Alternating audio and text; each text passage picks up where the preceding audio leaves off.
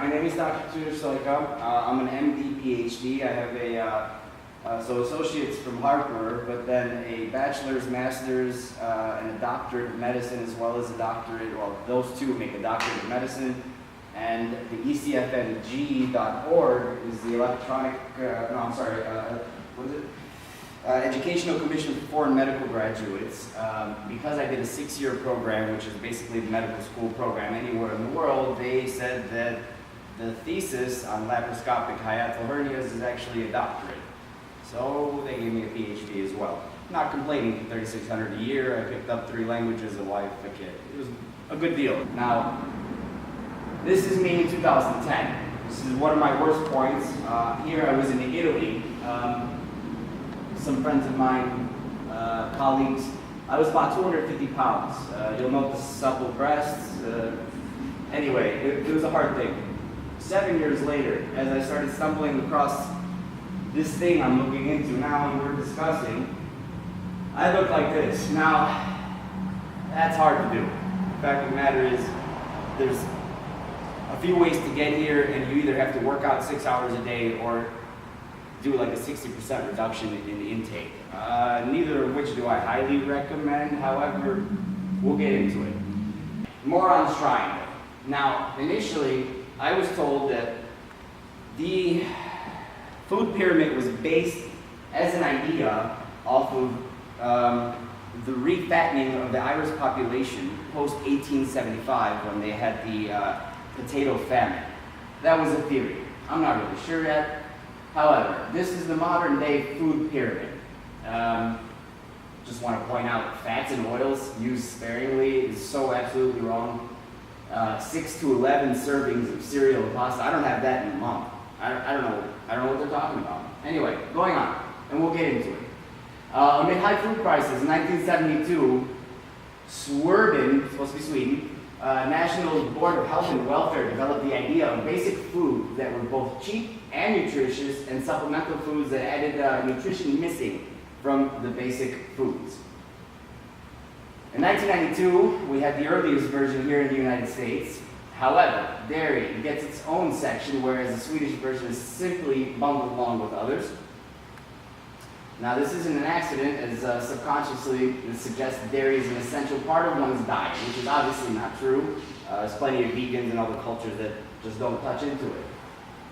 Also note, American pyramid suggests, like I said, 6 to 11 servings of bread, cereal, rice, pasta per day. Per day, if anybody else doesn't have a problem with that. So, Louise Light, leader of a group of top nutritionists who developed the original food pyramid for the U.S. Before it was, and get this, sold to the highest bidder. So, she goes on to state, when our version of the food guide came back to us revised, we were shocked to find that it was vastly different from the one that we had developed. As I later discovered, the wholesale changes made to the guide by the Office of the Secretary of Agriculture were calculated to win the acceptance of the food industry. So, for instance, the Agriculture Secretary, sorry, a little nervous. The Agriculture Secretary's office altered wording to emphasize processed foods over fresh and whole foods to downplay lean meats and low-fat dairies because meat and milk lobbies believed it hurt sales of full-fat products. Also hugely increased servings of wheat, so on and so on. Okay. The meat lobby got the final word. The color of the saturated fat cholesterol guide, which was changed from red to purple. Basically, they were concerned that the red would signify bad and that would harm sales. Back to sales. So, a comparison, just a skim of the two pyramids. USDA's nutritionists on the left, post-lobbyists on the right. So, initially, called for 5 to 9 servings of fresh fruits and veggies.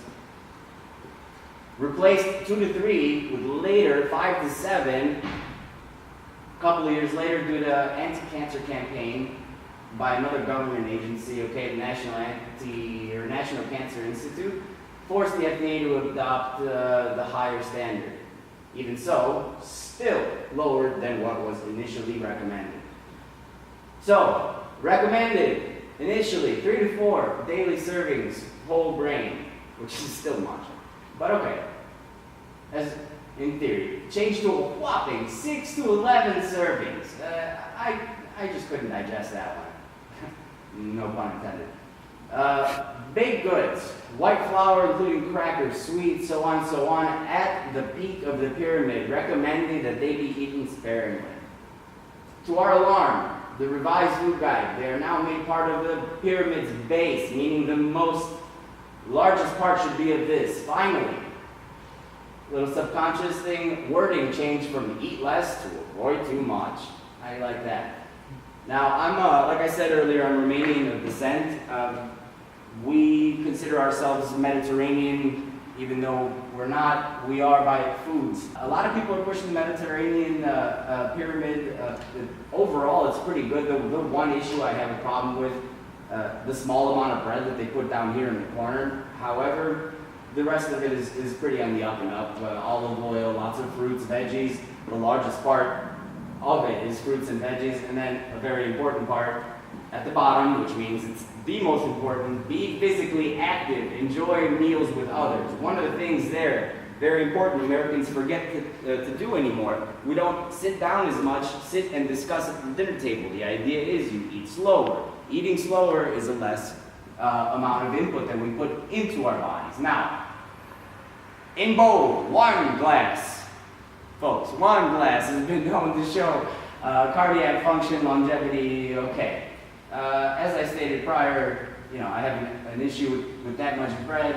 This is an enzymatic issue and something that I found in my research and through all of the troubles I went through. Never combine starch, carbs, and protein, meats.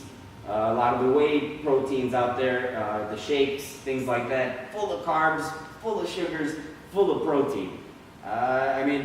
It couldn't possibly make it even easier for us to get fat. Biologist George Wall, this is just something funny, is taking humanity 4.5 million years to discover that it's 4.5 million years old. Now, roughly, this is very rough, 3.7 million years ago, I think we all know her as Lucy, the first generation of hominid humanoid.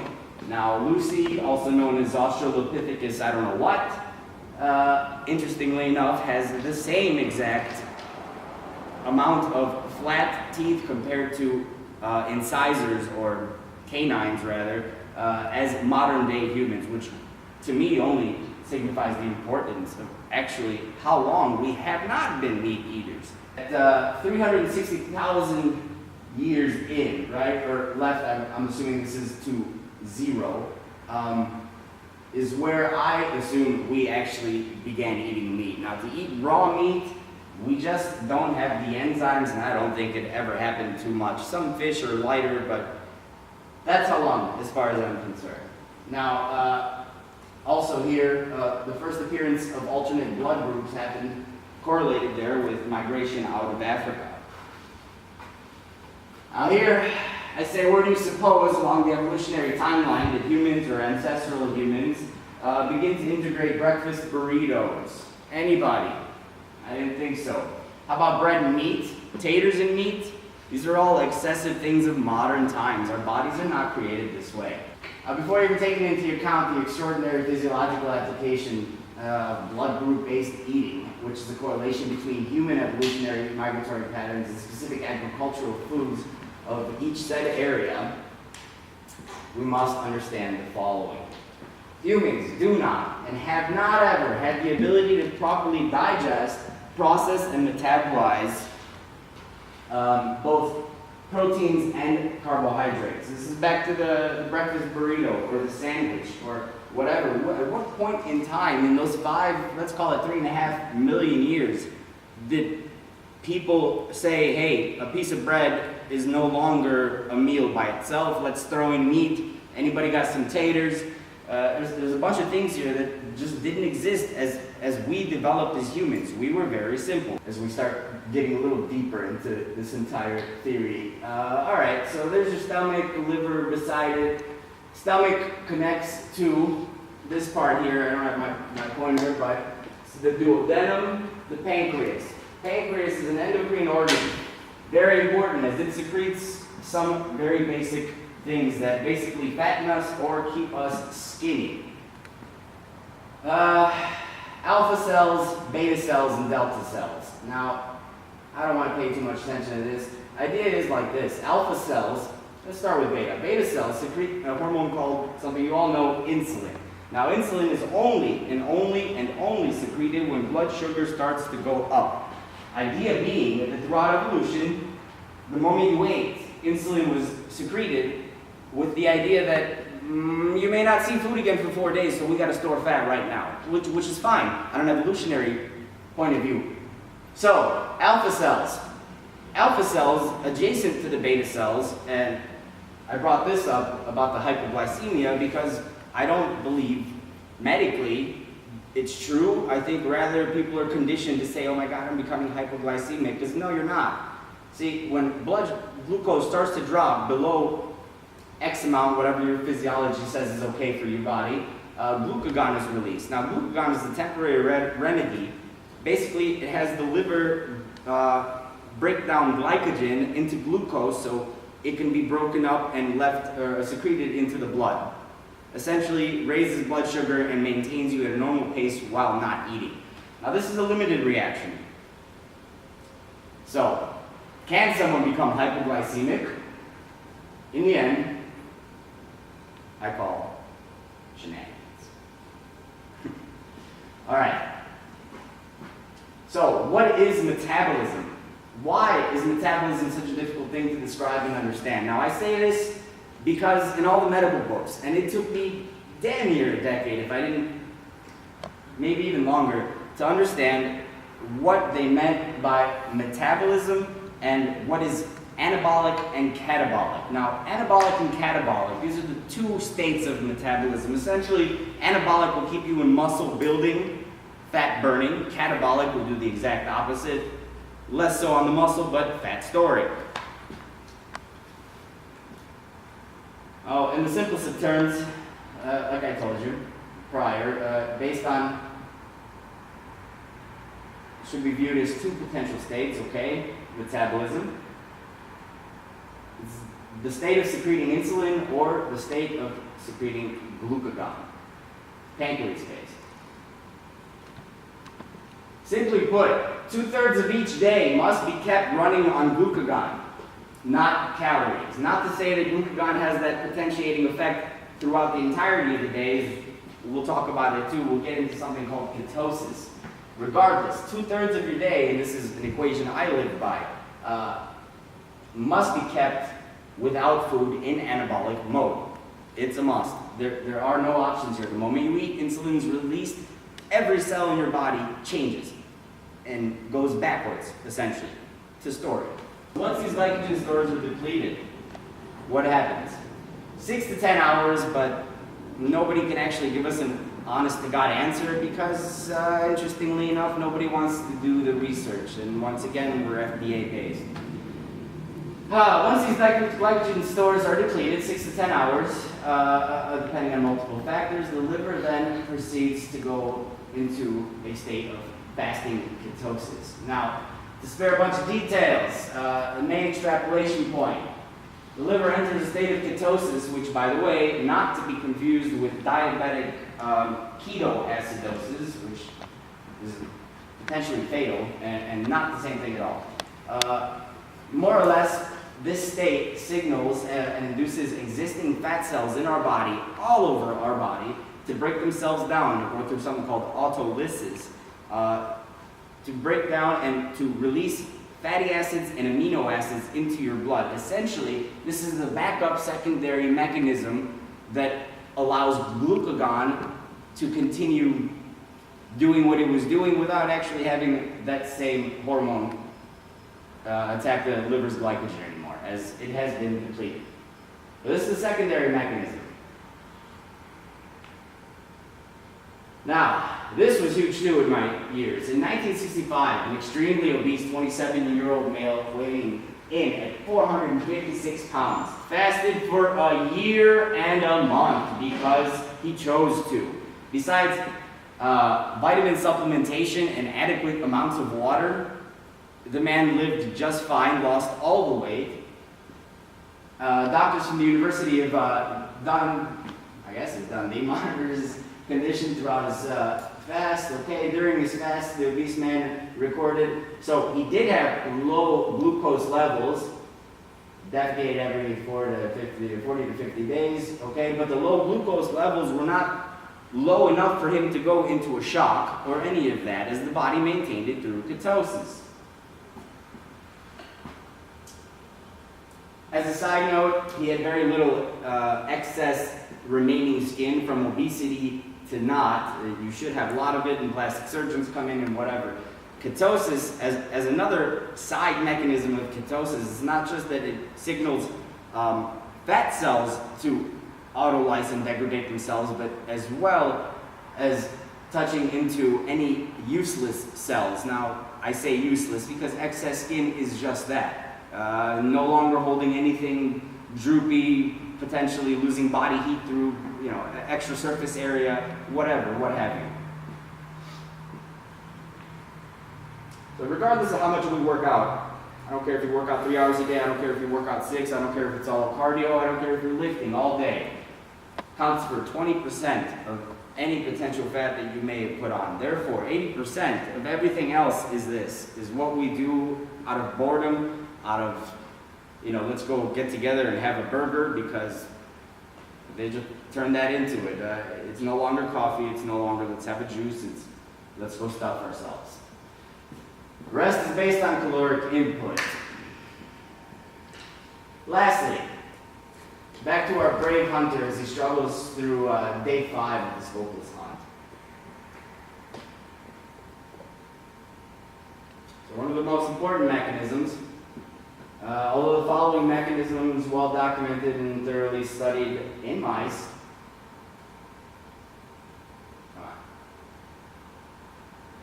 however, for one reason or another, human trials were never conducted, as the studies show no significant outcomes. And this is hilarious, and we'll get there. This study was crucial for all of my research. Now, study conducted by a Spanish university, all right? Basically, it's hypocaloric lifestyles and long-term effects. Now, there are 4 groups here, just as one is a control group.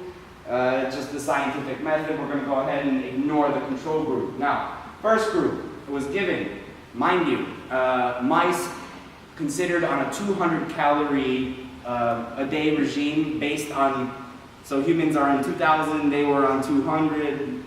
Anyway, you can see the connection, and I still thought it was an excess as well, but that was the study. So, fed 3 times a day, every 8 hours, breakfast, lunch, and dinner. Group 1. Group 2. This had access to food all day as long as they wanted. They didn't specify if it was 2,000 calories all day excess or just continuous as much as they wanted. I assume the latter. Group 3, intermittent fasting with sporadic 36 hours of fasting.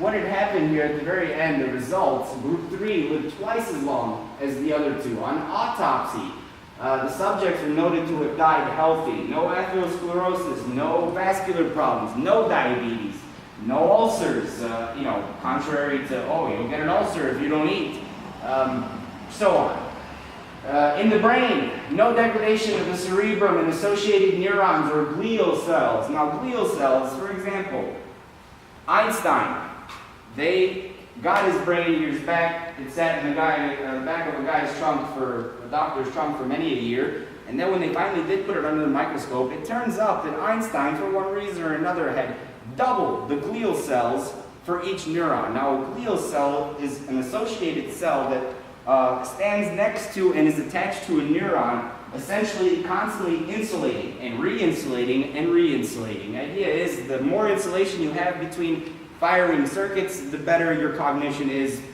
throughout the span of life. Evolution's answer to the hunter on day 5. Overall, the hunter's muscle mass will remain unaffected due to naturally secreted anabolic hormone, which more or less,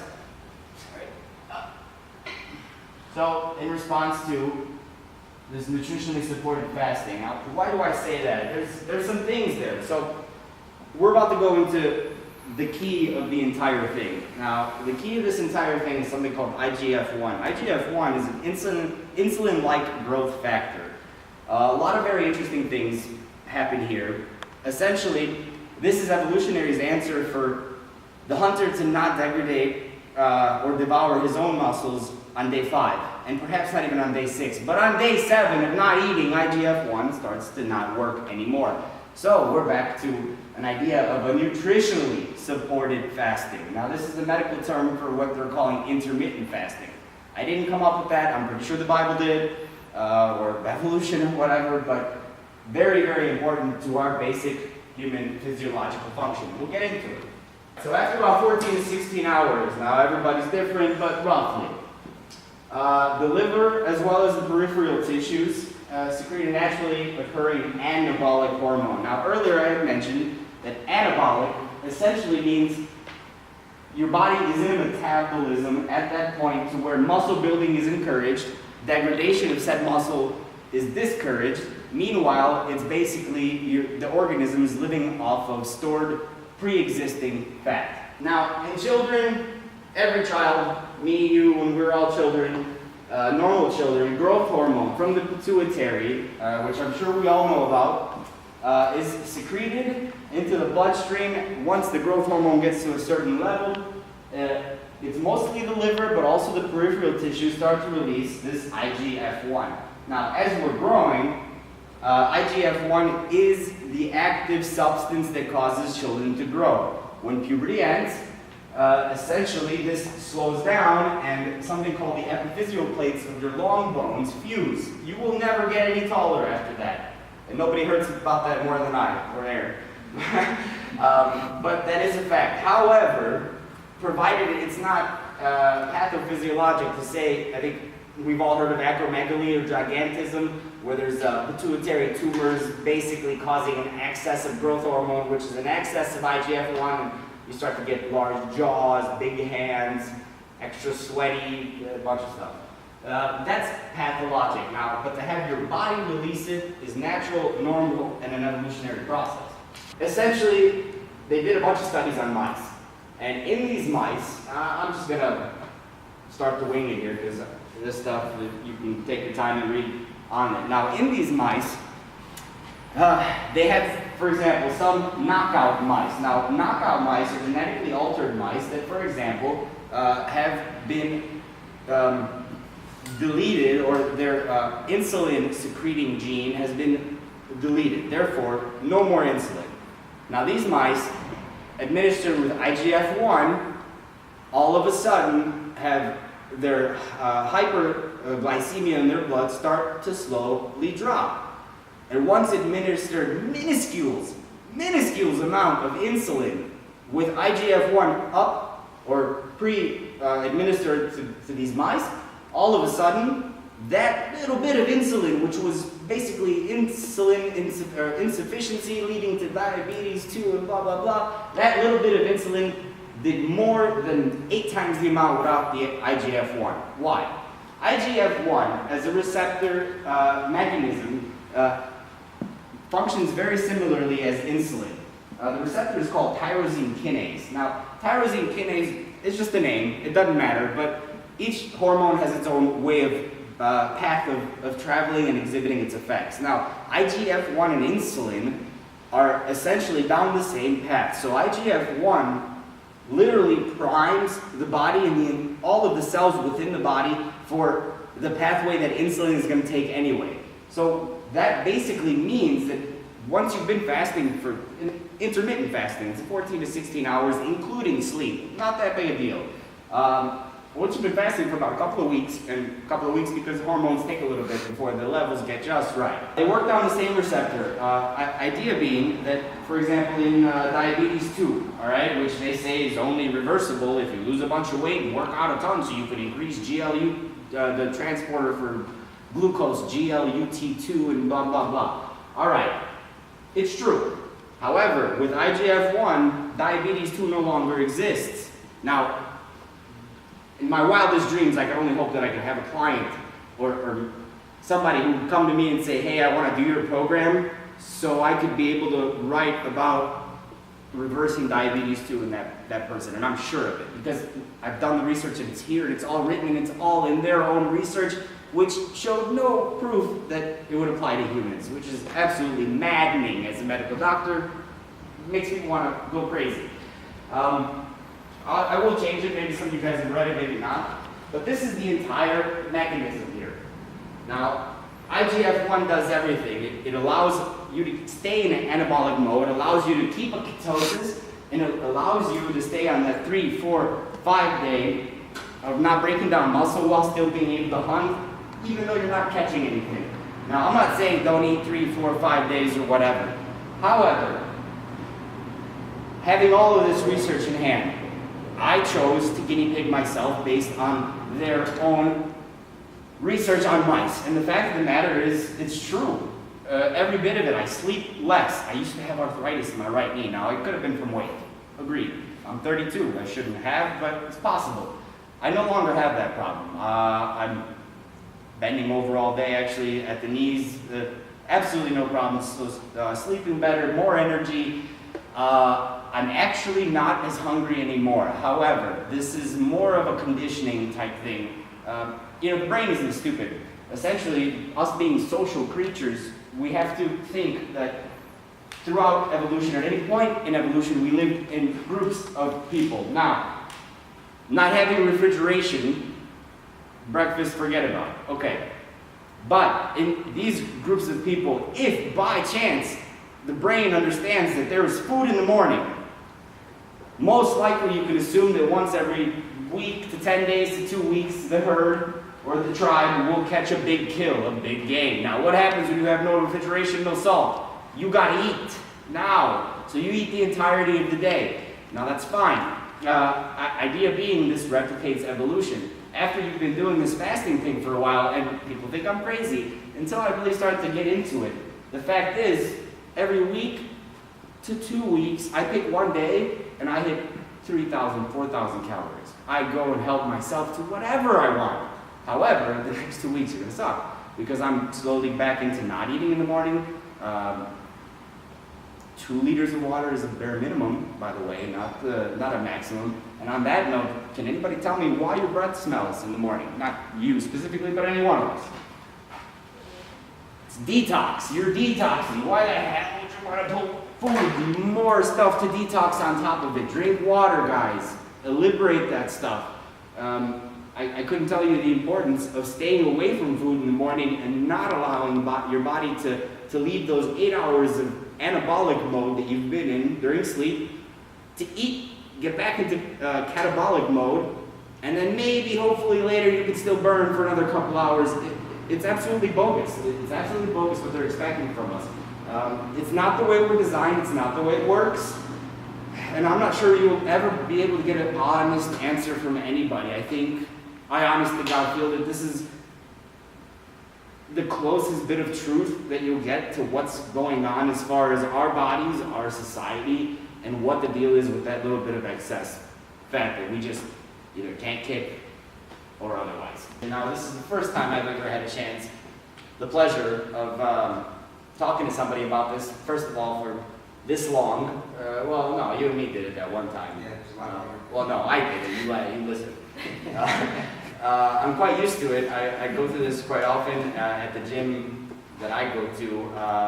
Constantly I'm bringing this up with people.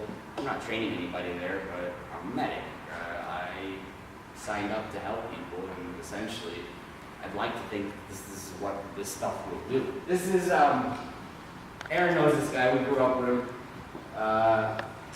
He's still in the area. He's a very good friend of mine.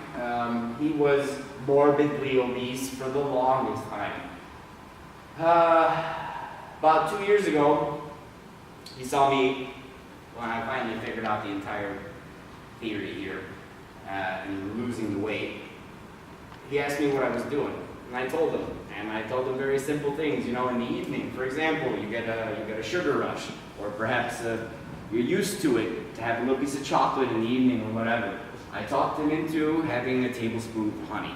Now, does the same thing, but it doesn't. Honey acts through a different glucose transporter. GLUT2, which is correlated with diabetes too, and maybe some of you even heard of it. That acts on sugar, monosaccharides, carbs, so on. Honey and natural sweeteners act through GLUT5, which in women is found more or less in the ovaries, and men more or less found in the testes. Idea being, don't be fooled by the BS that honey or natural sweets will do the same thing in your body, like, for example, berries, fruits, will do the same thing as sugars or modified sugars. Now, one other thing, sugar and sugar as what it originally is as a plant comes from sugar cane, which is a liquid. How do we get it crystallized? And this is just a theory. I don't know, maybe even a conspiracy theory, but this is what I heard from quite a few people in this world. Dad had cancer and we kept him alive for 8 years based on nutritional eating. Now, we can get into that some other time, no problem, but how do they crystallize sugar cane? As I was told, leftover bones from animals that we're not, obviously we're not eating the bones, we've taken off the meat, they dry them out, ground them to a fine powder, and put sugar cane on top, essentially making all of us eat bones. Now, even in evolution, we made tools. We never ate them. We never ate bones. Now that is going to kill us by itself.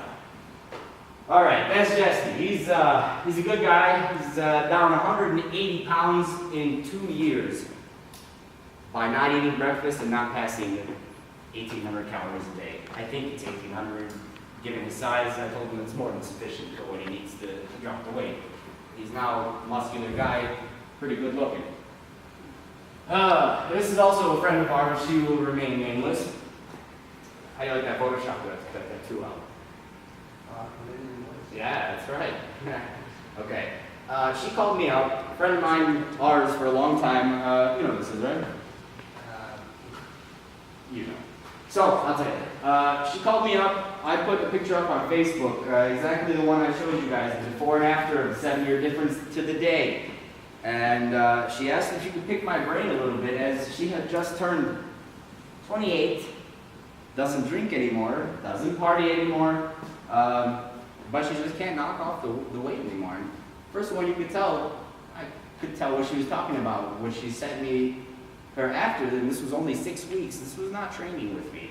This was not hitting up machines and free weights. This was just nutritional advice that I gave her based on blood type and based on all of the things that we spoke about this past hour. So she lost, 20 some odd pounds in 6 weeks that she couldn't get off prior. I was thrilled. Well, all of these are also in the brochure. Also on my website. This is my cousin Victor. He was fat for too long. About a year prior to going to college, he started working out on his own. He lost a little bit of weight, but the big difference here, and I wish he would have used the same, you can tell it's the same backdrop, it's him. Anyway, I told him a few things, specifically the breakfast, and then he told me his blood type, he's blood type B, okay, there's a few regional foods that you want to pay attention to, and just some things, but not very crazy. The guy lost 60 plus odd pounds in 4 months. And this is my buddy Ryan. Now, I met Ryan at the gym where I work out at. He wasn't my buddy initially. He came in, said he was 35, overweight, had never worked out, and just asked if he could shadow me. Slowly, shadowing me turned into daily phone calls and re-encouraging words, tips, tricks, other things. Ryan is an average-looking guy now. I think he's down, I don't really remember, he said 80 pounds here in 3 months. Now that was initially, and I wish he would have taken a better picture. Who takes the front and the side for before and after? Anyway. Yeah, and that'll be it. So, the entire trick is every guideline that you've been given about food so far from out there, you know what I mean, out there, you go ahead and put it in the garbage because it's not worth anything to you. Nobody wants to help you. Nobody wants to heal you. There's no money in healing people. There's only money in continuously prescribing a medication. So, getting them to be cardiac patients by the time they're 50, it's $1 billion a year industry, and they know it. So, that's my spiel, guys. Thank you much. Like Aaron said, half hour of whatever questions or... Yeah, real quick. Obviously, You do, do yeah. a quick Q&A.